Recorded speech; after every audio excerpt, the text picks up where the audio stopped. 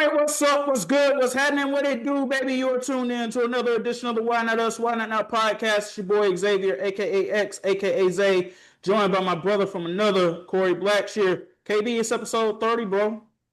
Dang. Time flying, man, but we out here, we getting it. Oh yeah, for sure, man. I'm blessed to be here, man. Can't believe we already on episode 30. I still remember when we started this. I still remember when it was just a concept. So definitely blessed, definitely happy to be here, man. But gotta keep going. Consistency is key, ladies and gentlemen. That's all I'm going to say to you. Anything you try to do out here in this life, if you want it to go anywhere, you got to be consistent with it. There's going to be some trials and some tribulations along the way, but just stay the course and everything will work itself out. Well, we got a special guest joining us tonight, but at this point, he's become a recurring character here on the podcast. This is, I forget the count. Like, is it episode 8 or 9? Either way, he done been here more than anybody. Y'all know him, man. Matt Craig's in the building. Matt, what's going on, bro? What's up, man? What's up? How y'all doing? Good to be back. Like you said, it's like a second home for me. So I love to be here. Love talking sports with y'all. And every time something in Atlanta happen, I'll be like, dang, I wonder what KB thinking. Y'all have no idea how much me and Matt go at it in our group chat. It's damn near something that happens 2 to 3 times a week. We just be going at it back and forth with good banter, but he challenges me like no other, and I feel like I challenge him almost like no other. Yeah, no, fact. Agreed, 100%. So speaking of challenges, we have new champions in the college basketball world, gentlemen, both on the men's and the women's side. Let me begin by saying, KB, we were absolutely wrong last week when we were saying Arizona's going to do this and UConn's going to do that. Boy, were we ever wrong. They didn't even make it to the national championship game.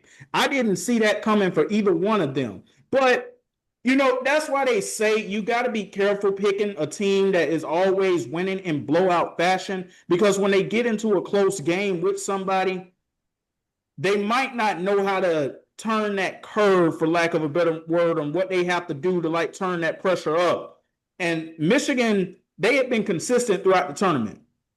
Michigan had been consistent throughout this tournament, and we didn't see them necessarily blowing people out too much, even though there were some games they were winning by double digits, but they just played their game all the way through. There were some things Arizona was doing in this tournament, and maybe that was most of their game throughout the regular season, but it just did not work on Saturday night for them.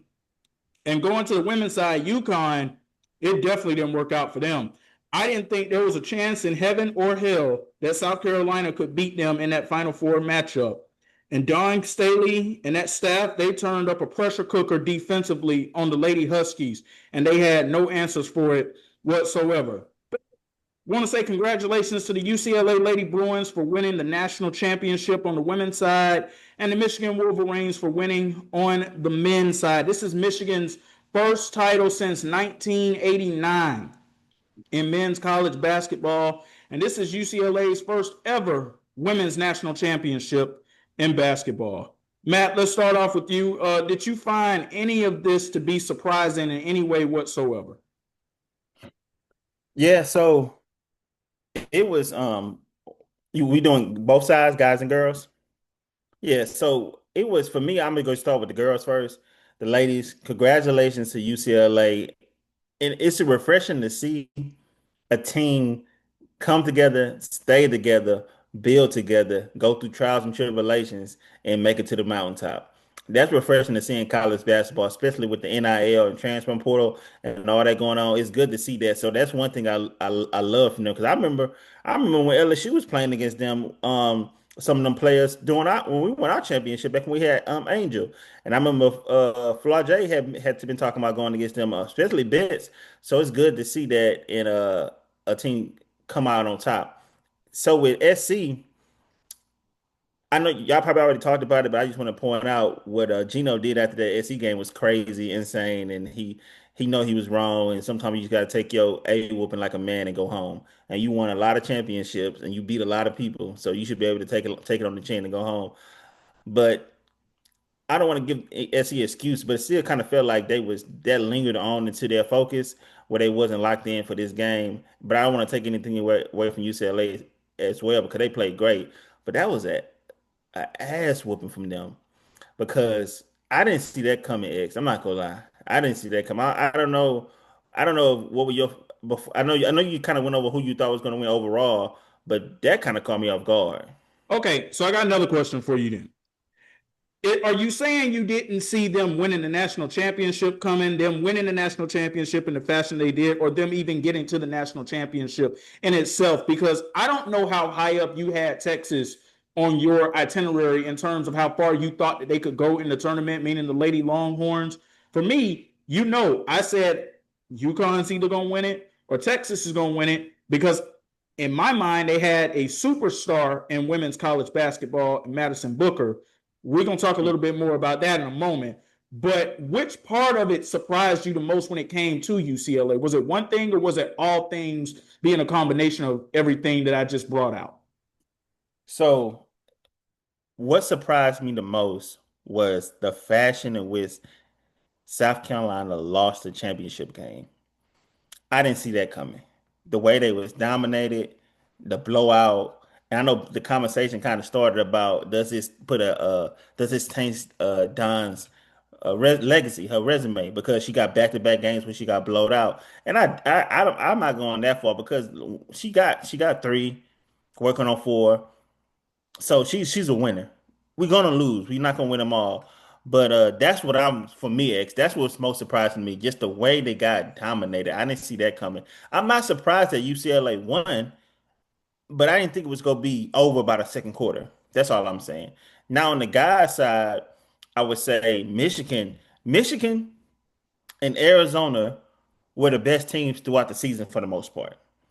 So seeing one of them win was not super surprising because I thought they were one of the two of the best teams throughout the season, and you can throw Duke in there as well. And I'm a Kansas fan. I knew we wanted to go win the championship just based on how we looked throughout the season. I knew we didn't compare to those other teams. We didn't compare to Houston, so I knew it wasn't our year.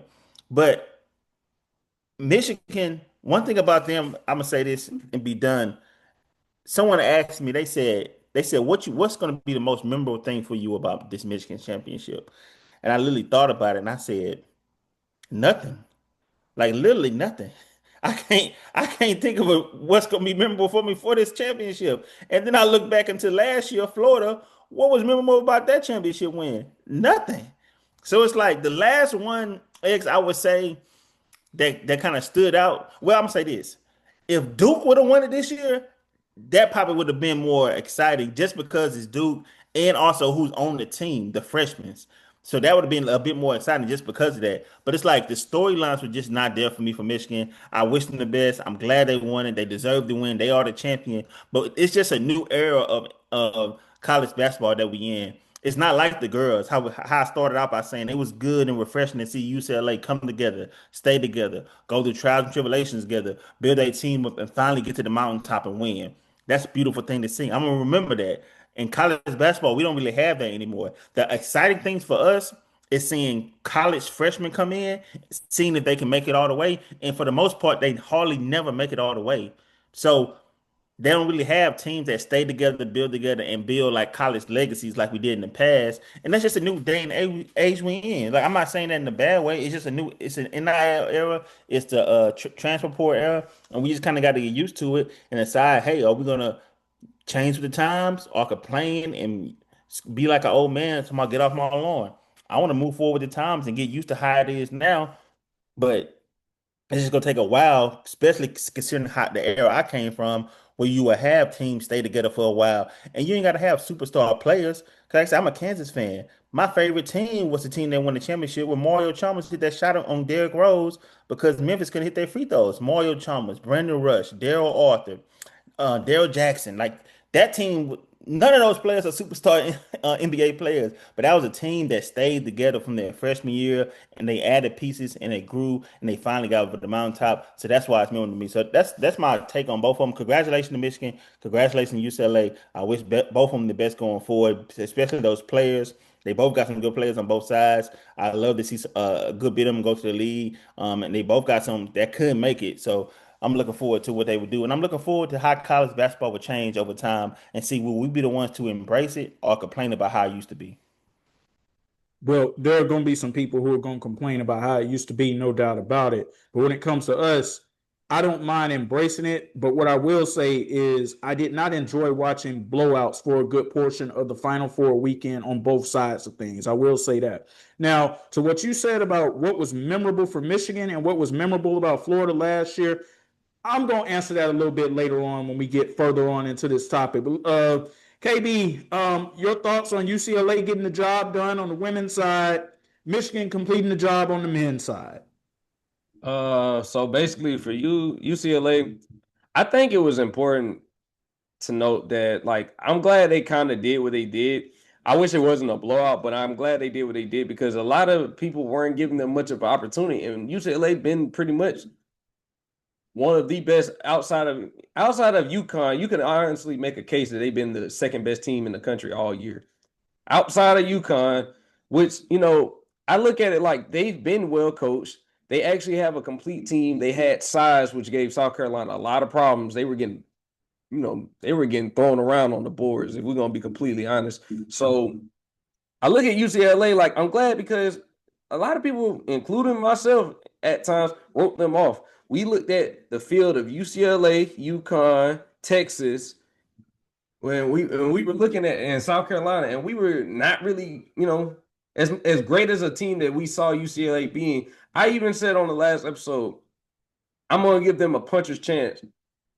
Honestly, I should have gave them more than that because they can ball. They can ball. So those ladies deserved it because they blitzed South Carolina from the opening tip, and South Carolina didn't have a counterpunch to whatever they were doing.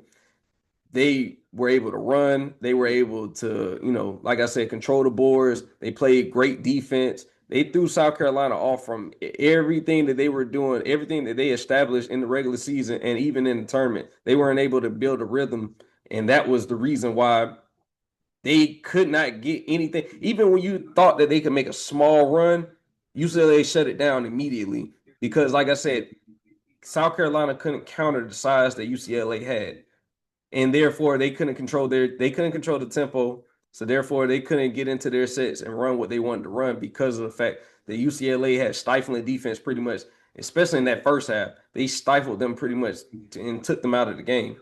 Now, when you go over to the men's side, I also look at it as Michigan wasn't getting the love that I felt like they deserved either because of the fact that we had an Arizona in the field that was still out there. And I still felt like Arizona was the best team all year. That still did not change for me. But Michigan was definitely within that top 3 to 4 teams that had been great all year.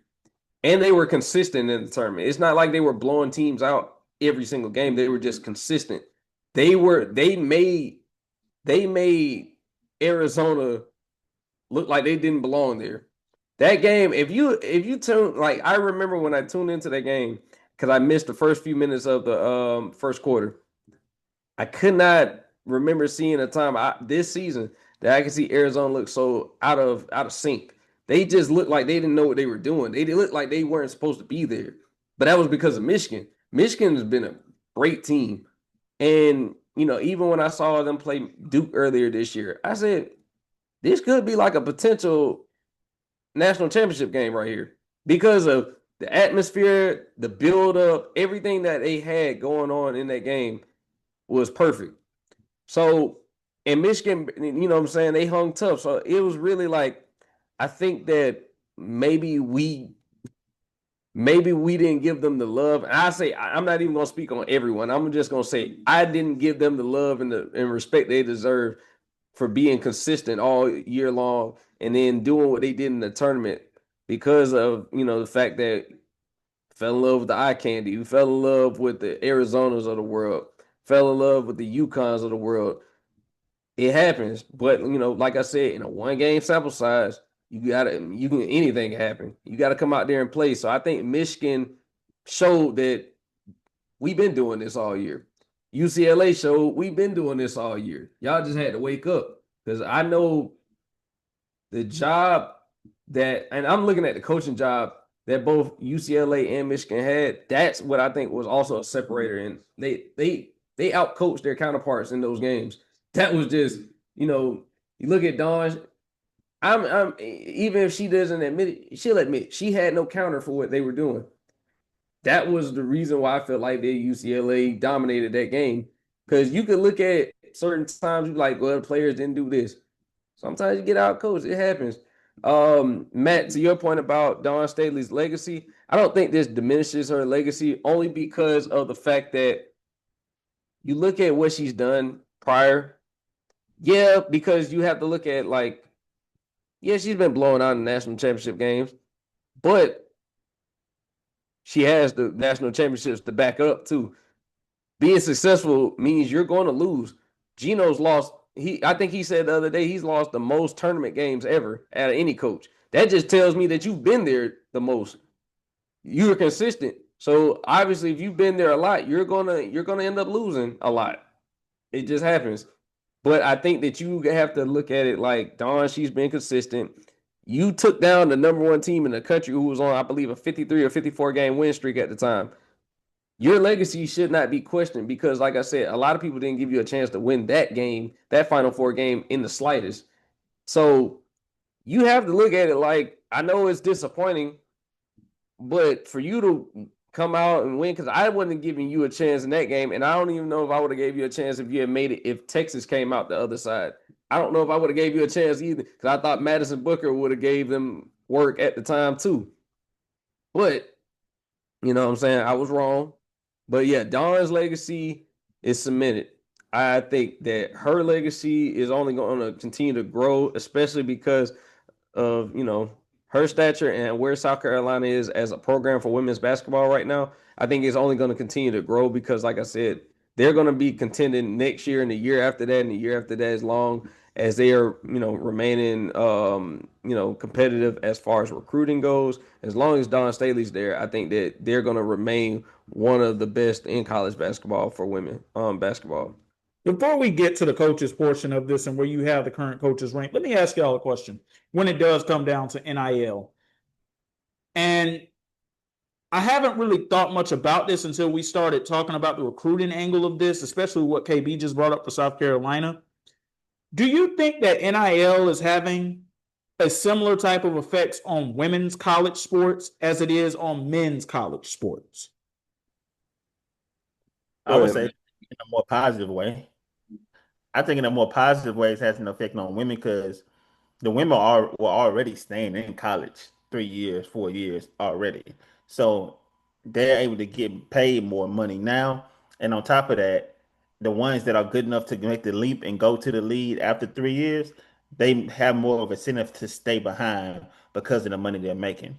For the men's, in a more negative way, um, I mean, as we know, men were already getting paid, at least the elite ones were already getting paid. So it has affected them in a negative way because not in a super negative way because the guys still getting paid and they deserve to get paid. I'll never be anti NIL when it comes to that, but in a negative way only because guys not willing to grind it out for positions anymore. They're not willing to sit behind anybody anymore.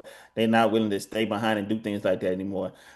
The good thing about it for the guys is a player that could be a second round pick or a late round pick instead of just going to the draft to go get his money, he can stay in college longer and get that money in college. So that makes it better for the game overall. So I think it affects the women's more in a more positive way than the guys, but it's beneficial to both, in my opinion, mainly because I'm always pro player, as X knows, and I'm always want players to get paid.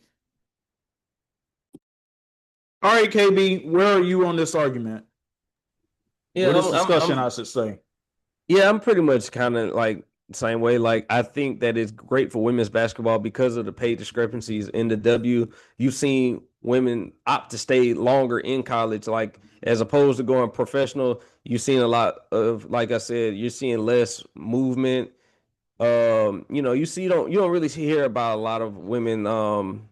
Like a lot of women in college basketball world, like you hear a few top level players get into the portal, but it's not like the same way as the men's side. The men's side movement is constant. It's every year thing because these are basically contracts like you would for a professional league. You have to look at it like we're looking at players trying to get the best deal. They're trying to build their brand. Some of them have no future in the NBA for men from the men's side. They just don't. So they're trying to do everything they can, get as much money as they can from these programs as far as the NIL money before they, transition to the NBA. And if the NBA is still in their, future, they're trying to build their brand up. You know what I'm saying? This is something where we're looking at, the top recruits still are leaving, one and done in men's basketball. But for women's basketball, you're going to see a lot 3-4 year players. You're going to see that. You're going to see a lot of those Raven Johnson types that are going to stay the course, and they're going to stay with a program, get the money that they're getting, because you got to think about it. Over the past, I say 5 years, women's basketball has taken a leap in as far as marketability. You talking about just if you're a fan of narratives, women's basketball has had the narratives. They've had the superstar matchups that everybody's been looking forward to. They've been having those over the course of the last 5 years. If you're going to take it back to the Caitlin Clark era, you can take it back to the Caitlin Clark era. But they've been growing their game in general. Women's basketball, not just like I said with college, but the W2. So all of that goes into a factor as far as like when you're talking about, is it positive for them? Yeah, it's very positive on the women's side. It can be positive on the men's side, but it is a very thin line, because what Matt said, when it comes to a lot of the like player movement, because some players don't want to compete for positions, they don't want to compete for spots on teams. Like they feel like, well, if I can't get it done here, I can just go somewhere else. And that's across college basketball, college football, just college sports in general. You're seeing a lot more movement on the men's side than the women's side. So I think that it can be positive for the men with restrictions, but it's definitely positive on the women's side. So I'm all in favor for that. I was just curious to get y'all's thoughts on that, just simply because it's a part of the NIL that is not being discussed at any way ad nauseum, the way that the men's side of NIL is being discussed, to the point that you wonder, is it having an impact? Is it making a difference on the women's side too? But I want to talk about both of these now championship winning coaches too. KB, for you, when it comes to Kory Close, where does she now rank currently amongst the coaches in women's college basketball for you? I'm going to go as far as saying she's top 5. I could see even top 7 if you really just wanted to like say she still got to prove more. That's fine, but I'm gonna say top 5 for sure. That's where I'm comfortable saying top 5, because I feel like she's proven. I feel like that she's been consistent. I feel like that she did a hell of a job, man. I can't give her enough credit for what she did in this tournament, because not just this tournament, this year in general, but she's been one of the better coaches in the past few years. So I'm gonna say top 5. That's where I rank her, and you can play with whoever. I still have Gino 1.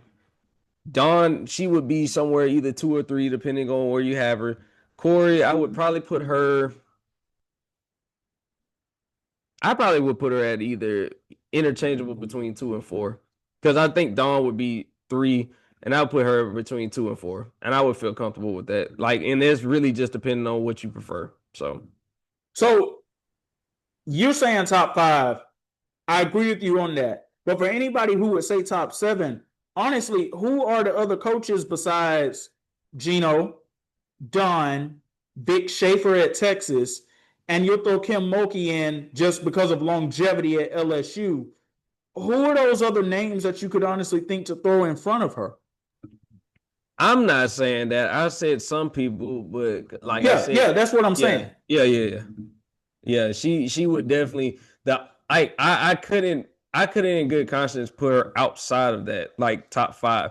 And honestly, if you want to go off the job, she really is top 4 to me. Because like I said, I feel like that she may have even passed up. Like I said, I understand the longevity, but I think that she's been more dominant than. I mean, don't say it. Don't say it, KB. Don't say it. It's not Dawn, if that's what you were thinking. Oh, it ain't Dawn. It's somebody else. You know who I'm about to say. I know who you about to say. I could make that argument though.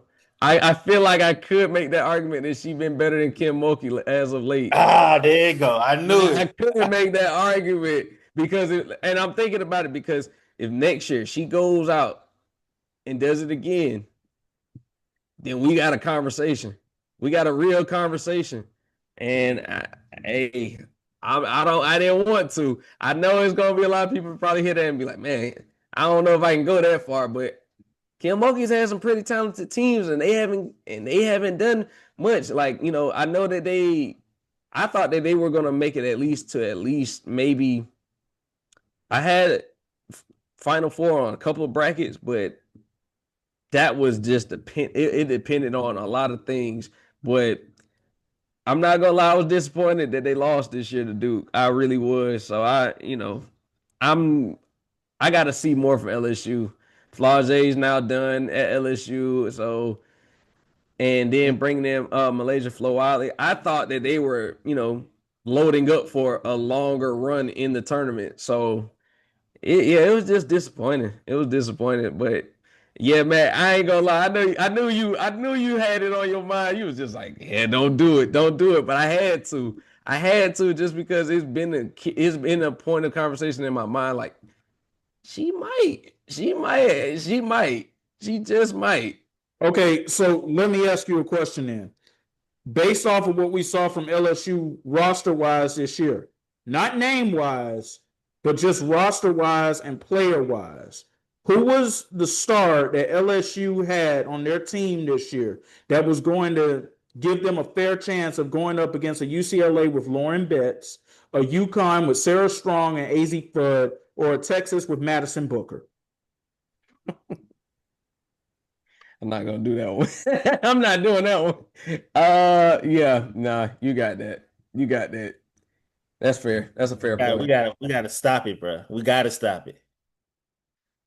We gotta stop it, X. I'm just saying, if you gave Kim Mulkey one of those players that I just named, or somebody who performed like a star player this year, I feel like they would have been able to make some trouble for other teams and really go on a run.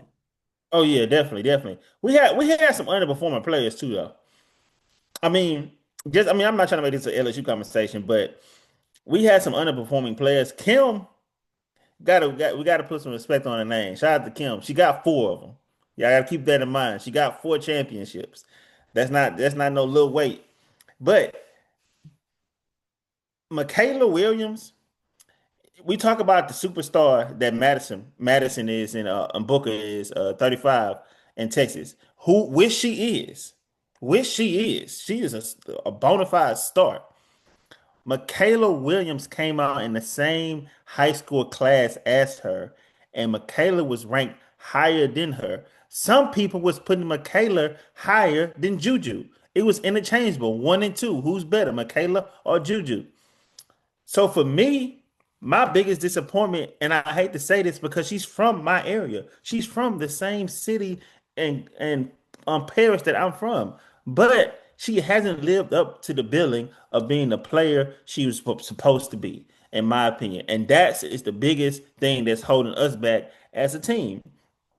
No disrespect to her, but if people are saying that you are number one player or number two player compared to Juju, and you got Madison winning Player of the Year, winning not I mean not rookie freshman of the year in your same conference, player of the year in your same conference, and she was ranked below to you, to me that's the problem, and I feel like that's where it starts. So we needed her to be the superstar that we thought she was going to be. She came in that first year with Angel, so she kind of played the background. She started but still played the background. When Angel graduated, she stepped into that more supposed to be that superstar role, but Flage was still kind of there controlling the tempo, and now she's in her third year and nothing came of it. So for me, it's her. But Lay, who we got from South Carolina, I feel like she can be a bigger piece for us going forward if she decides to stay. And I hope she does, because now that Flage is gone, she can move into that starting role. And then hopefully Michaela can step into that star or superstar role she was supposed to be for us. But at some point you are who you are. And that's unfortunate. But to talk about the coaches, I definitely got UCLA coach top five. Top five. Top five. I mean, you got Don, you got Gino. I got Kim. I'm gonna say that now. I got Kim. And then after that, you like you said, you got what's his name? Vic. in Texas. I like him, but he still got to get the job done. So I feel like he's not in this conversation yet. He still got a ways to go. And then after that, it kind of round out from there. But she's definitely a elite coach, and she's one of the best. And I look forward to what she would continue to do at UCLA. She's still young. She still got some ways to go. And she's definitely a great coach and a great person to have in this league. I agree with y'all. I have a top five too. Gino's number one. I still have Don number two. Based off of everything that Don has done, Don has accomplished, winning championships, still getting teams to that level of championships. I got to keep her at number two. It's between that 3 and 5 realm for me. When you talk about Vic Schaefer, Kory Close, Kim Mulkey, I actually would probably still give Kim the advantage because I do believe that if Kim had a superstar player on her team, I believe she'd be right there amongst the number one ranked teams in women's college basketball for sure. But to the men's side, my bad. I just gotta interject. Yes, Matt made a good point because I do feel like that Malaysia Flo Wiley was exactly what South Carolina. I felt like that's exactly what they needed. They needed a guard like that to kind of, change a pace guard, push the ball up.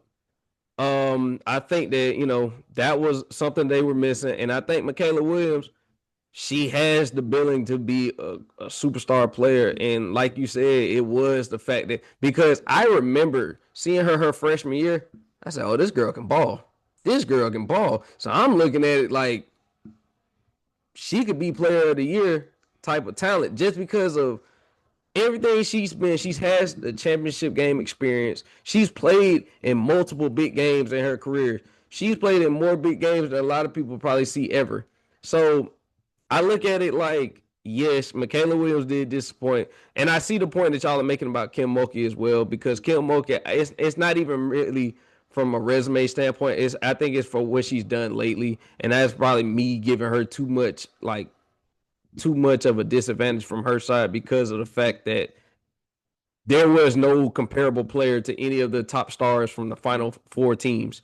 Like, they had no one that they could have matched up and said, if we had to put them and told them to go up against this caliber team, this caliber team, this caliber team, that they had an equatable star to go against any of those four. So I concede that point for sure, because that is, something that they were without. But I do feel like that, yeah, outside of when you talk about the top 5 coaches, we really are at a point of we're trying to figure out who else can we name. We don't have that many great. Well, I'm not going to say we don't have any great. I don't want to discredit anyone, but we don't have that many notable head coaches in women's college basketball because the same names. The same names have been synonymous with winning for a consistent period of time. Kory Close, if she goes out and she rattles off three of the next, 4? I gotta concede to that. I gotta concede to that point because I would keep like she has a chance she can't reach Gino, but she has a chance to get to a point where she's gonna like venture into that. Like, I'm top 2 to 3 of all time, like, because of the fact that if she goes and wins the next 3 to 4 championships and she goes on a run similar to a UConn, similar to a even if you were talking about like similar to like the Tennessee days of Pat Summitt, she could venture into some very interesting conversations. Like, it could be like one of those. so to your point, yeah, we don't want to disrespect anybody, but y'all do realize that the same 4 teams that played in the Final Four this year on the women's side are the same 4 teams that played in the Final Four last year. And this goes to a deeper conversation that we've been having about this. I'm not going to get too far into it tonight, but the fact of the matter is when it comes to women's college basketball, you do not see these Cinderella stories that end up happening in the tournament. The biggest Cinderella story you might see is that a 3 seed might end up coming up on top. And I don't know how much of a Cinderella story you really consider a 3 seed to be. But I want to get to the men's side of things. And this is where things get interesting because it's going to make it seem like I'm being a prisoner of the moment, but I'm not. I'm gonna start this one off by saying where I have Dusty May ranked. I got him ranked as the second best college basketball coach for the men's. I still got Dan Hurley number one because of all that he's done at UConn, how he turned that program around, and the fact that they were in a championship game this year. And people are still trying to figure out how that team made it to a championship game, to be quite honest with you, because there are no stars, NBA level players on this UConn team from this season. This is not the team that has Stephon Castle on it. So people are still trying to figure that out. That was coaching, how they were able to get that done this year. No disrespect to the players because they went out there and they did their thing too, but that was mainly led by coaching. But for me with Dusty May, it goes back to 2023 when he took Florida Atlantic University to a Final Four. That is a mid-major. That's almost damn near unheard of territory doing what he did right there. And look at what happened when he left the program. They have completely fallen off the map since he departed to take his talents up to Ann Arbor and get a big boy job in college basketball. And he put Michigan back on the map. That last year that Juwan Howard was there, things just fell off the rails. They got the recruiting back on track. They did make the tournament last year. They won a tournament game last year. But this year they came back, and for most of the season, I felt like Michigan had a legit chance to win the national championship. And then because of how things went late in the season and in the Big Ten tournament, I kind of jumped off that bandwagon a little. And I filled out 6 brackets for men's college basketball in the March Madness tournament. And I didn't pick Michigan to win the championship in one of them. So that was a silly move made by me. But because of what I saw Dusty May do at a mid-major school and how he's been able to take it to a big school, a P4 school, that's going to give you all the resources you need. They've got NIL money like crazy because we see that the Big Ten has been the biggest beneficiary in athletics in the NIL era, if you really want to think about it for real, because schools up north, they got alumni that are very affluent. They come with very deep pockets. They are not going to have the problems that some of the schools in the SEC and the ACC are going to have. So for me, I've got Dusty number 2. Matt, I know you've been waiting for this conversation. Where you got Dusty May? He's definitely not number 2. I'll tell you that. Because I tell you that he's definitely not number 2. He still got some ways to go, man. He can be top 5, but like if to that point, what would you put the coach in Florida? You know, he just won last year too. That's my point. Like it's hard. It's hard for me to do the current. It's hard for me to do current top 5. It's kind of like Stephen A. Shout out to ex favorite sports commentator Stephen A. It's it's hard. It's kind of like X. It's kind of like You did not just come on this platform and say that. Please continue. but it's kind of like Stephen A. when he say the list is fluid. The list is fluid. The list is fluid. Because that's kind of where college that's kind of where top 5 rankings would go to when you go current. So for me, I just look at body of work. Dusty, great guy. What you said what he did with Florida Atlantic, phenomenal. When was that? Like that was like what 2 seasons ago, 3 seasons ago? That 3 wasn't too seasons ago, they did that in 2023. yeah, that wasn't far. That was a long time ago. So it's like great guy. And then he got left there, got to where he is now, and look at all the success he's able to do. Got them to the championship, won it. You guys you can't do anything but tip your hat to him because that's a great coach. But for me, the best in the league right now, we are the Greens. Dan. Dan has it. Dan has it. He's the guy. I don't know. I was telling a friend the other day, I was like, Dan won 2 championships back to back like that. We don't typically see stuff like that. Like, I know we saw Billy Donovan do it with Florida back to back, but that was mostly the same team, and he had some superstar players on there for college. It Joe also Noah. took him a while to do it too. Yeah, it took him a minute to do it. He didn't do it quick. So, and he ain't did anything since. No disrespect to him, even though Chicago swears by him. I don't know why they sticking by him. That's another story for another day. But Dusty is a great coach, and I feel like he's going to be a phenomenal coach for a long time, especially just based on his track record and the trajectory he's going in.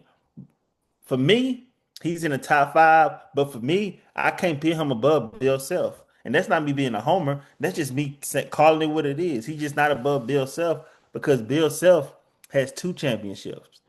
Bill Self has done it for 20 plus years.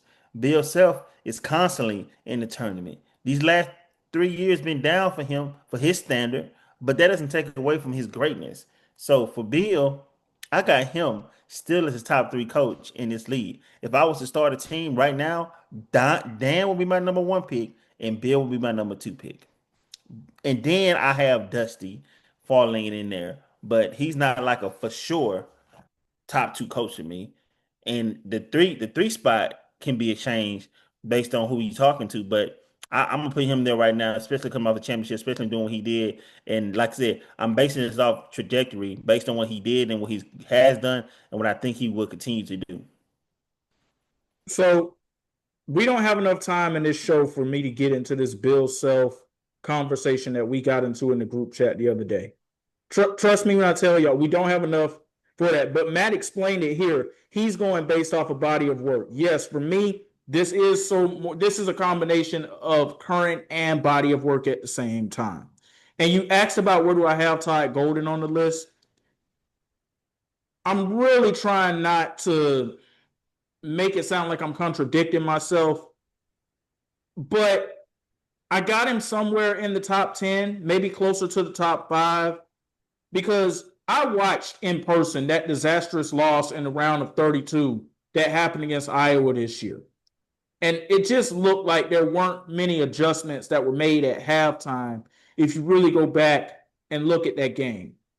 So that does somewhat have an impact on it for me. It doesn't take away what Florida accomplished a year ago, but maybe the difference for me is being there in person and just seeing that.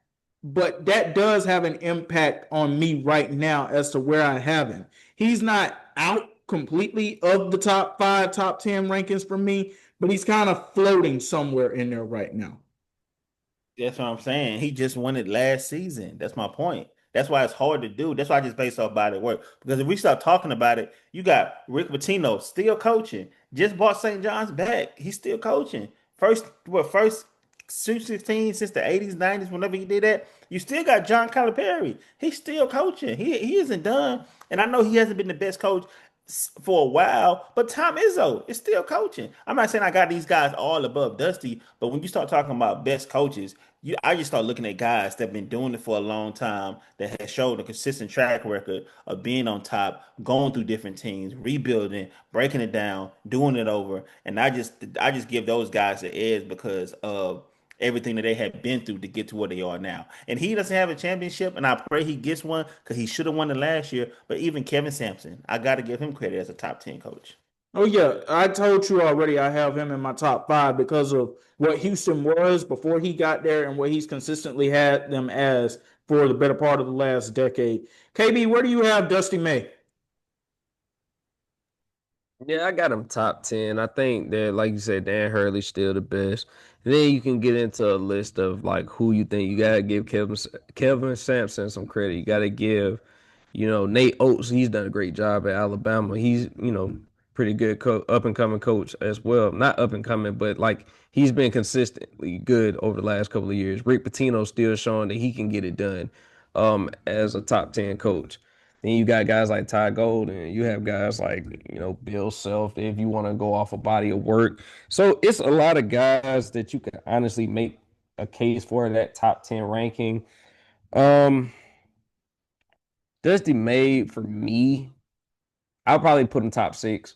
Top 6. I think that like the job that he's done been incredible. 2 different programs, stepped in seamlessly, been able to get it done. Like I said, Michigan's been one of the better teams all year. FAU's been one of the better teams while he was there. He actually went on a great run. I'm gonna say that 2023 season, that tournament run was incredible. So I say top 6, but like I said, it's so crazy because you look at body of work, or you could look at what they've been doing for the last 5-10 years. Because, like I said, if you're talking about body of work, Tom Izzo's got to be in there. You got guys that like Bill Self, he's got to be in there from resume alone. Then you got to look at guys like, although he don't have the championships, Mark Few, he's been consistent at Gonzaga. So it's kind of hard for me to necessarily say like where I would have him. If I had to put him in a spot, probably be top 6. He'd probably be at least. I'm not even gonna go into where I would rank him because this championship does prop him up some, but top 6 I feel like is a comfortable space for me. Okay, I can see that. But there's a new coach at North Carolina too, guys. The Tar Heels finally have a new head coach, and it's not a name that we expected. We got notification on Monday, and it turned out to be Mike Malone. Yes, the same Mike Malone who coached the Denver Nuggets for a decade, led them to a championship in the 2023 season. We thought that he was going to be a big name for the next cycle of NBA head coaching openings, and he took his talents to North Carolina. Before we get fully deep into this topic, one thing that I do believe probably influenced this move is the fact that he has a daughter who is a student athlete at the University of North Carolina. I'm sure that probably played some role in this for them. But for you, KB, how surprised were you by this move? Oh yeah, genuinely surprised. I didn't hear any rumors going into the situation. I knew Mike Malone had a, willingness to still coach. I just didn't think that the college level was something that he was interested in. I thought that it was always going to be another NBA head coach. But, this might just be one of those things where the jobs that were possibly going to be open weren't the jobs that he wanted at the time. Because I honestly think that, if you look at across the NBA, what jobs are going to be available after this year? Sacramento? No. Been there and done that. Yeah, it's like he's been there and done that. Yeah, so it's just like when you're looking at it, you got to be strategic with this thing because, like I said, recruits will come because, like, you're a championship head coach. Recruits will come. And if you're talking about a guy that can help like shape a program, because it's one thing when you're going from a college locker room to the NBA and you're transitioning. Now it's another thing if you're going from an NBA locker room transitioning back to college. You already command a certain level of respect because you've been there. And I've coached possibly the best player in the world right now in Nikola Jokic. I'm not taking anything from a 18-year-old who's, what I'm saying, like, I don't have to command respect from my locker room when I already walk in with a certain level of mystique, a certain level of swagger already about myself because I have been on the top of the mountain. I know what it takes to win a championship. Now I'm trying to help kids that are basically trying to, if you have dreams of being an NBA player, I can get you there. I just need you to trust me. So at that point, Mike Malone makes a lot of sense for UNC because, like I said, we talked about UNC possibly needing a splash as far as a head coach hiring.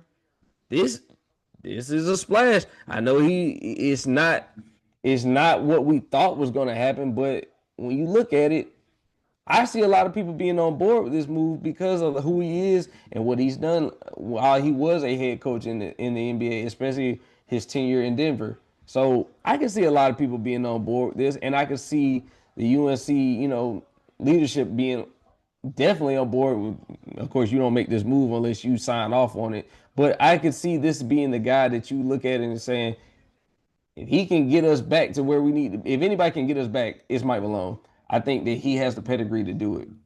Look, I don't disagree with you saying that, and it's not that I don't believe in this move, but I do have to question because the NBA and college, these are two totally different worlds.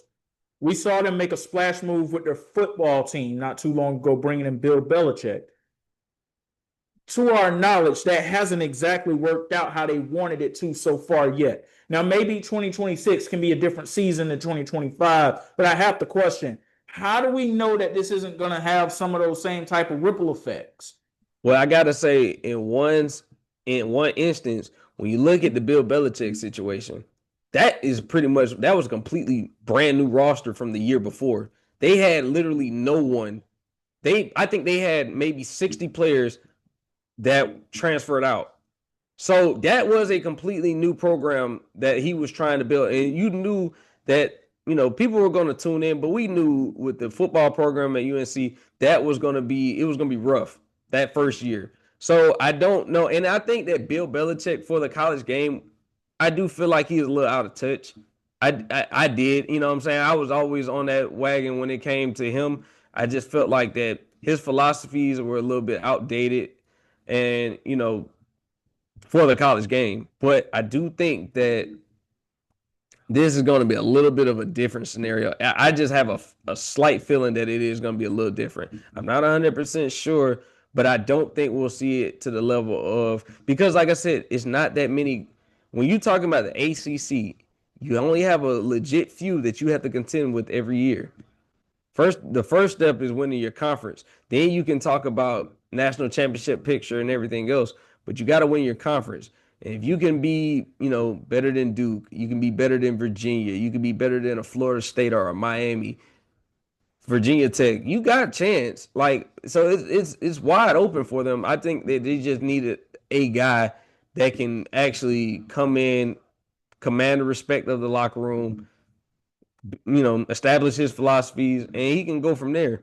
Everything else, I think that it's just going to come with time. But I think they've reopened their window. I think they have a window to win now, depending on how they can recruit and how the NIL is going to play a part into it. So I think they got as good a chance as anybody.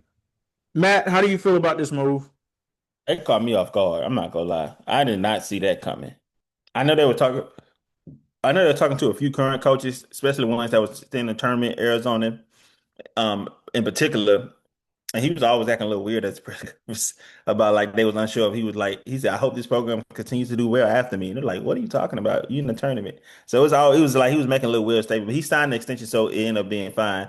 But it's shocked me because me being the basketball fan I have been for the time I have been a basketball fan, college and the NBA, I can't remember a time where the head coach, a staple head coach in the NFL, decided to go to college and it worked out well. We seen college coaches go to the NBA, not work or do work, whatever, and go back and work. But I can't think of a time that I saw a coach that was like a full blown in his career head coach in the NBA decided to go to college and it worked out well. Now I do like Mike Malone, and I think he's a great coach, and I feel like he should be a head coach. I mean, I feel like he was done bad when he got fired by Sacramento. The first when he got fired by them, but then he got let go by Denver. So something's happening in his career that's caused him to lose these jobs, even though he's a fantastic coach. And I'm with X on the point of how you gonna relate with these young guys? I mean, I know they're getting paid now, and I know you may feel like they professionals and whatever the case may be, but at the end of the day, UConn, I mean not UConn, UNC is UNC. So they're gonna get some top college, I mean high school players. So you coaching 18-year-olds, 19-year-olds, sometimes 17-year-olds, and just the approach with them compared to a 25-year-old is just completely different. So that's why I just worried about the disconnect there. So that does make me worried. The only shining light for me is that I know Mike is a good coach. He proved to be a good coach in the NFL. So all we can do is wait and see what he will do with UNC. And it did shock me though to answer your question. Overall, it just surprised me because that's not something I thought I would see, especially him going there. I thought they was going to eventually just hire some college coach that we really didn't know about that's on the come up that may end up being the good coach and may not. I don't know, but they're gonna take a chance on somebody. But they wanted to say, let's go get an established NBA coach and stop playing around with guys that could be good or could not be good. Let's just get somebody we know is a good coach and see if he can relate to these young guys and get us back in the market where we can start winning championships and be the USC that we have known to be. And I wish him the best. I'm wishing them the best too, because as a Duke fan, I want North Carolina to be great. I want them to be almost as good as Duke, because this rivalry has been one-sided for the past few years, and that makes it not so fun to watch. And Matt, I've said this in the group chat multiple times. Lawrence will be in there talking about UNC and Duke is playing. I'll be like, I'm gonna be honest with you, bro. I really don't care. I'm not tuning into this because it doesn't have the feel that it used to have. Now, part of that too is because Coach K and Roy Williams are no longer there as the head coaches of the program and things like that. But UNC has not felt like UNC for quite a while now, unfortunately. So I'm wishing Mike Malone all the best, and hopefully this is something that translates well to the college basketball game. Fellas, let's get to some quick hitters here really quickly. We'll come back in part two with the melee and baseball that has everybody talking, as well as the big acquisition that happened for the Atlanta Dream this week. But to the quick hitters, Lamar Jackson actually reporting to off-season workouts. That is something that we have not been able to say for quite a few years. So, new head coach in the building, Jesse Minter. It's a good look for Lamar to be there. And hopefully this translates to good things for the Baltimore Ravens overall this season as they're in their building chemistry all together right now. It is a good look. I mean, they got the new coach there. Lamar trying to send a message to the team. And I hope he does do well. He got a shake back from last season. There was a lot of questions, I would say, from last season. And it's good to see him there working out with the guys, especially volunteer workouts. So looking forward to a bounce back season for Lamar. He is a two-time MVP. KB, how well do you think this is going to work out for the Ravens? Lamar Jackson showing up off-season workouts. I mean, it's a good look for the Ravens. I'm still not too sure what to make of this team, though. I did not like their offseason, so I didn't like their offseason acquisitions. Hopefully they can draft well, but I have no idea what to make of this team. I mean, it's a good look from Lamar's standpoint that you need your leader of the team there, but it's still too early to make a call on the Ravens because, like I said, they didn't. It just didn't end the season well last year, and then you talking about what they lost in the offseason.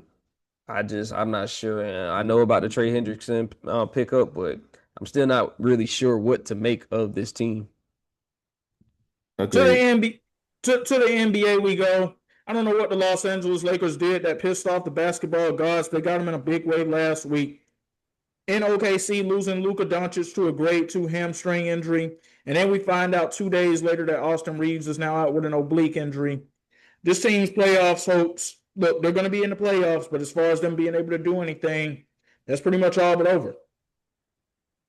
Oh yes, it's over with for them. It's over with. I mean, they said Luka going to the Magic Man in Germany though, and he took AR with him, so he may come back with a whole bionic leg, both of them, or AR with a bionic rib. But that's what they said. X. So I don't know what's going to happen with that, and if they could make a comeback this season. But Cade Cunningham did come back. They thought he wasn't going to be back until after the first round. So, medicine is different nowadays. So something may work out for Luka to still make an appearance this season. So it may not be a total failure. But if he does not come back, him or AR, that is the first round matchup I want. I want Houston Rockets to put the Lakers out their misery. I will say that.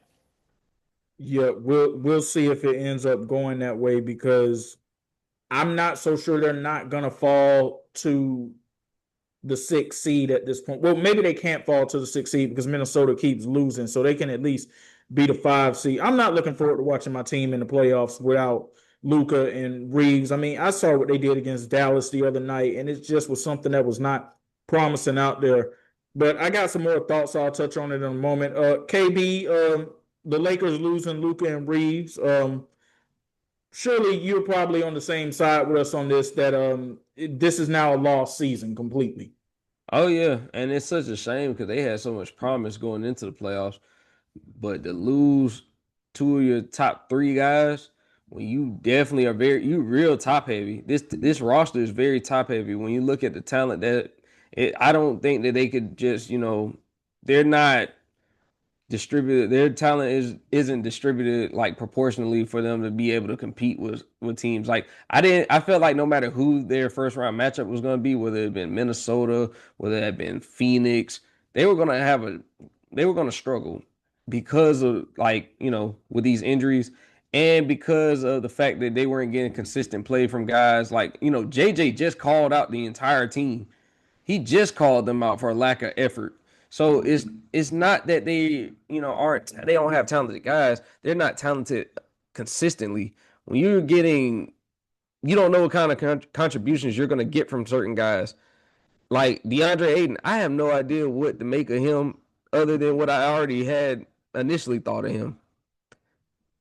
Rui Hachimura, same thing. Jake LaRavia, same thing. Like it's guys out there that can be good on certain nights, but they're not consistent enough for me to believe in this team. So yeah, man, it's a shame because like I said, had so much potential because at one point we looked at the Lakers this season as this was going to be a lost season. Then they put it together, and now to just end up like this, that's really good. That's gut wrenching at that point.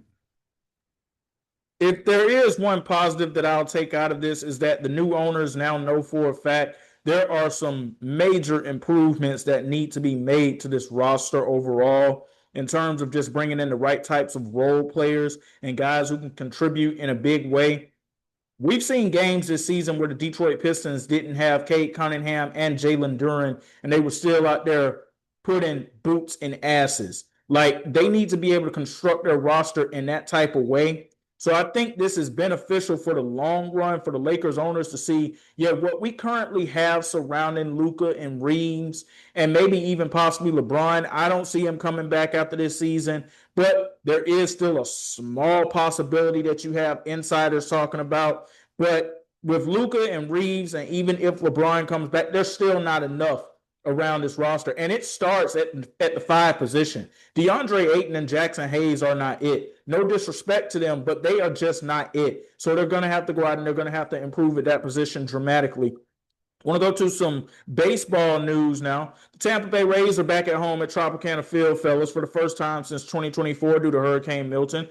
Somebody who covered that game on Monday, I can tell y'all it was a very surreal feeling. It was good to be back in the Trop. Sellout crowd of more than 25,000 people. The Rays end up getting a big win over the Chicago Cubs. Now, they've been mollywopped the past 2 nights since then, but this is pretty much what I expected. And KB, you know that I've talked about this. Matt, I talked about it a little in our group chat too. Monday was a nice feel-good story, but I think the reality of the Tampa Bay Rays is that they're probably going to be looking more so towards what they can do in 2027 as compared to anything that can happen in 2026. They just don't have it because even though they won the game on Monday, it took home runs from Junior Caminero and Aranda to really pull them through that thing. Shane McClanahan took the mound as the starter, and he only pitched 4 innings. You are not going to be able to win games in Major League Baseball if you cannot get at least 6 innings out of a guy who could be considered your ace on the mound. Yeah, No, I agree with you. they're not doing it. Oh, my bad. Go ahead, Matt. Yeah, no, I agree with you 100%. X. It's cool knowing X because he's so close to the situation. So it's good to hear your perspective on it, and not in a biased way, just in a hey y'all, this is what's going on. You can either listen or don't, but I'm telling you what's on from somebody that's on the ground what's going on. So I want to add to that point of what you're saying right now, because when I got back to the station on Monday night, I had one of my coworkers ask me, how well do you think this team is going to perform this year? And I said, there's one of 2 ways I can look at this. If I'm basing it off of the 3 times I saw them play in spring training with most of the starting rotation that they had out there on Monday and on opening day overall a couple of weeks ago in St. Louis, I don't think they're going to do very well. But if I'm basing it off of what I saw on Monday in the home opener, there's hope and optimism.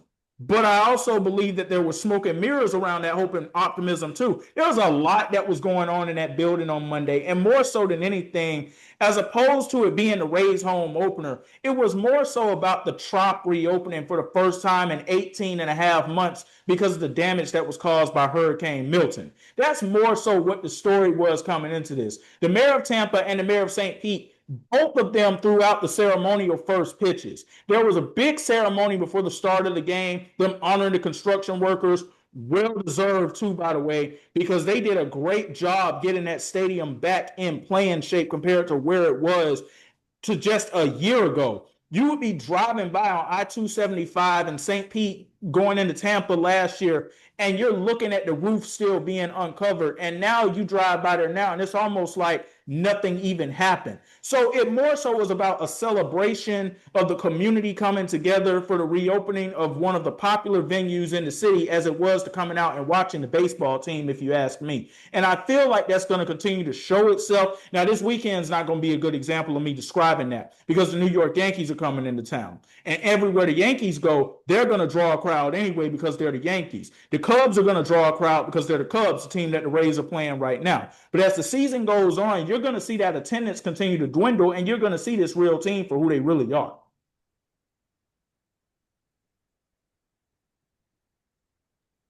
Yeah, I'm not as high right now on Tampa Bay. I think that they're gonna be competing with Minnesota towards like for that like last spot in the AL East. I don't really have too much. I don't see them being better than Toronto or being better than the Yankees. I look at them as a team right now. Like you said, I don't think that this was the year that they were, pushing all their chips in on. I think that they were already preparing for next year. Um, so yeah, I'm not too, like I said, I'm not as like directly invested in a situation as you are, but I have like noticed that, it's not been like the most optimistic situation in baseball right now for them. Um, so like I said, I'm just gonna kind of like wait and see what they can be next year, but right now I'm not really, too much worried or concerned about what they can be this year. And again, Matt, I didn't mean to cut you off as you were talking about that, but you got my wheels turning on that just simply because of where that conversation went on Monday night when I went back to the station. And I'm just like, listen, if I was really to give you my opinion on how I think this team's going to perform this season, a lot of people down here probably wouldn't like what I have to say, but I'm just being truthful when I say that about them. Now, turning the focus now to another baseball team that practices down here for spring training, the Pittsburgh Pirates. Now, we had been telling y'all about Konnor Griffin and how special of a prospect he was. The Pittsburgh Pirates obviously feel the same way, signing him to a rookie record extension of 9 years and $140 million. This is a great sign, KB, because people don't usually want to stay in the Pittsburgh Pirates organization in this day and age. Hey, just like when Atlanta Braves locked up Acuna early on, sometimes when you know the talent is there, you got to get that talent before, like because the price is only gonna go up. So you got to lock up your hometown. You got to lock up your homegrown talent as early as you can. And sometimes, like you said, people ain't just clamoring and running through the door to be a part of the Pittsburgh Pirates organization. So if you can retain any talent that you drafted, especially that you brought up through your farm system, do that.